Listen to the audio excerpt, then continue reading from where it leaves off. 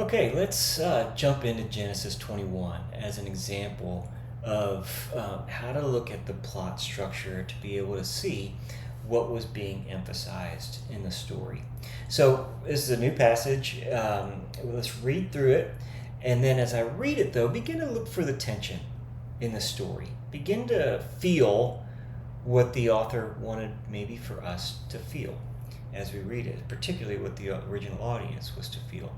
So Genesis 21, 8 through 21 says, "And the child grew and was weaned." We're talking about Isaac here, the son the promised son of Abraham and Sarah.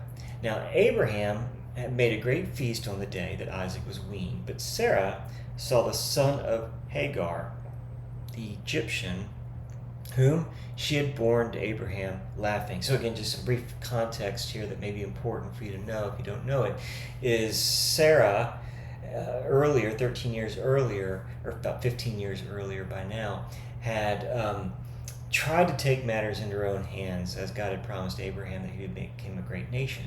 And so they were childless, and so they had acquired an Egyptian slave named Hagar. And Sarah's idea was that she would provide a son to Abraham. Well, she did. His name is Ishmael, but his name isn't mentioned here in this story. But which I'll mention later as to why in a future video.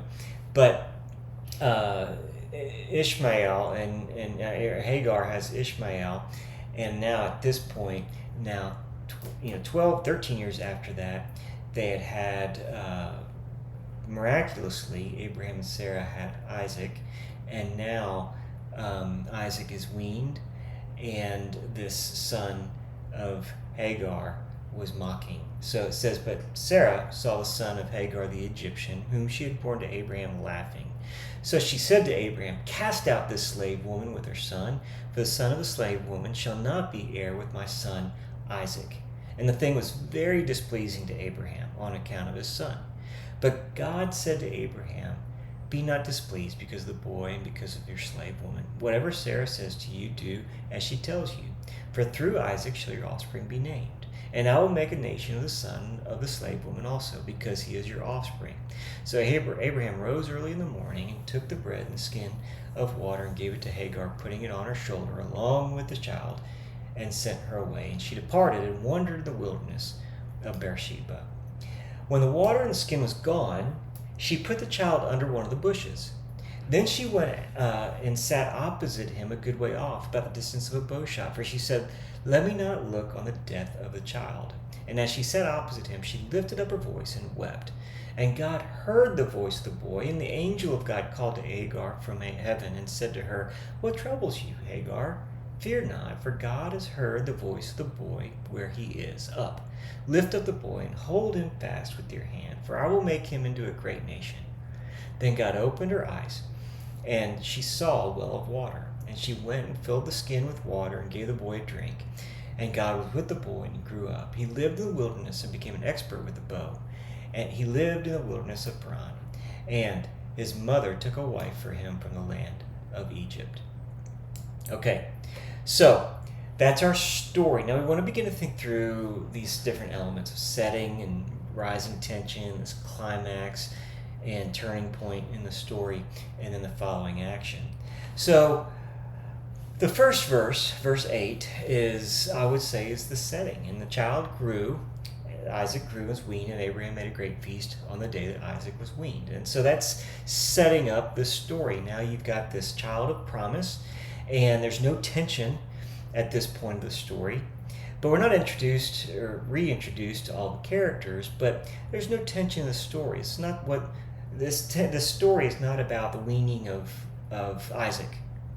This story is about something else, and the tension introduces what the rest of the story is about. And so starting in verse 9, when Sarah begins to see the son of Hagar laughing and demands really that Abraham cast her out, that begins some tension. Obviously there's relational tension now in the story. There's even tension that's underlying between Sarah and Abraham, because this idea was displeasing to Abraham. Obviously, there's tension with Hagar and Sarah, and tension between Ishmael and Isaac. And so there's all kinds of relational tensions going on. But this kind of begins the tension in the story now as Abraham gives her, in verse 14, some very meager provisions. Took bread and a skin of water. So it could be that water was going to last maybe 3 days. Okay? So he casts her out to be on her own, and she has 3 days worth of provisions. And that leads then to what I would say the climax of this story is. And so now the water was gone. She sat far off, and she let me not look at the boy on the death of the boy. I mean, she was wondering if the boy was going to even survive. She lifted up her voice and wept, and God heard the voice of the boy. He was apparently calling out and weeping as well. And then it says, God called to Hagar from heaven and says to her, "What troubles you, Hagar? Fear not, for God has heard the voice of the boy where he is." And even though we don't know at that point maybe what the rest of the story is, all of a sudden God has stepped in. And what is interesting, I said I was going to say this in a future video, but I'll say it now. What is interesting is that the name Ishmael means God hears. And what's interesting is that nowhere in this story is he referred to as Ishmael. In other words, you begin to wonder as a reader, does God still hear? Does anybody believe that God still hears? You're not even calling your son God hears anymore. And so all of a sudden, though, God steps in and the whole story now shifts. There's resolution. God hears. God is the God who hears.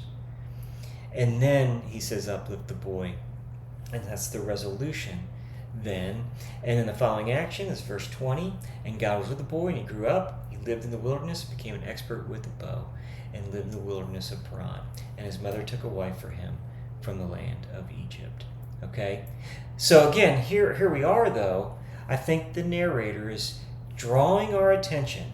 And even we mentioned about in our observations of narratives, the slowing down and the zooming in of the story. Right here in 15 through 19, you have this slowing down and zooming in. I mean, before that, you just had these facts that were going on. Sarah was ticked off that Ishmael was mocking. She said, Abram cast him out. They get this provision, they go, and that's it. I mean, that could have been days. Who knows? Could have been hours at least. But now all of a sudden, you have this zooming in, and you hear the dialogue now in the cries.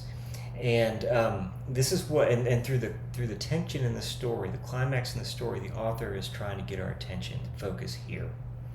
This is what we're focusing on. And this is what God is doing in this.